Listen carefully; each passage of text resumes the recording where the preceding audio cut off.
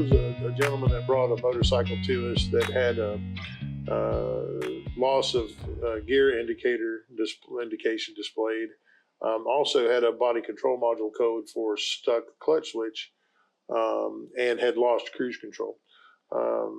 So brought the bike in, and everything pointed to the left-hand control module.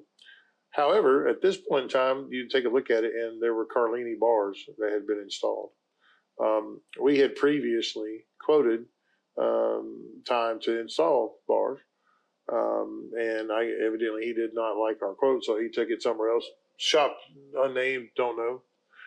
But they weren't familiar with the new 2021 setup, 2022 setup, and thought that the clutch lever return spring was the clutch switch actuator spring. And when they installed the left-hand control module, it had constant pressure on the clutch switch, just enough to keep it slightly depressed. And if you barely touch these things, they go.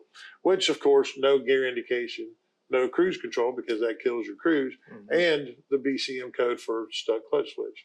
So when we took it apart and disassembled it, we realized, okay, this is it. Reassembled it, test rode the bike, and then customer raised all kind of cane about how come it wasn't under warranty.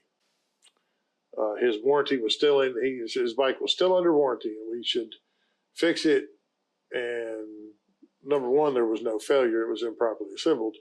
And number two, had I gone down that route and we had a left-hand control module up until yesterday, we would have had a situation where the aftermarket bars, when they asked for pictures of the bike, would have gotten flagged for a performance modification or safety modification, not an unauthorized safety modification in the handlebars. Really? Yes. Never knew such a thing existed. Well, that's exactly how they would word it. And then they would, again, void and decline. If they didn't void the warranty at that point, they would certainly deny the claim. But the problem is that nothing failed. It was improperly installed. No warranty on the planet, Harley's in particular, has ever covered an adjustment. Like steering head bearings, they're set to be checked every 10, 25,000, 50,000 miles. I've seen them be loose from the factory, and if you catch it in the first 500 miles, the factory will pay for it. After that, even at your 1,000-mile service, it's just not covered, even if it needs done. So then it's up to us a lot of times as dealerships. Oil changes aren't covered, servicing changing the front fork fluid, and clutch adjustment. Now, by comparison, had the neck bearings failed, they would have been covered. But adjustments are never covered. The only time that a belt adjustment is covered is at the PDI. That's the only other. Anytime you got to adjust a belt on a big twin, it takes about an hour to do it correctly, and it's not covered under periodic maintenance. So.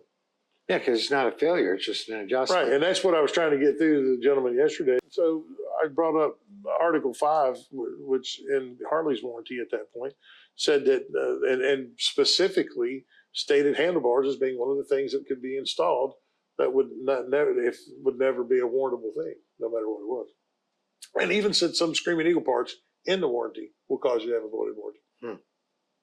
Now you're talking voided on the whole bike or just on that one thing? Cause a otherwise warrantable claim to be rejected. Basically. Okay, so not like voiding the warranty on the whole bike for the rest of its life. Right, exactly. Which you can't do. But again, if say you were to have an accident with some Carlini bars, they legitimately could probably say they've never tested Carlini bars.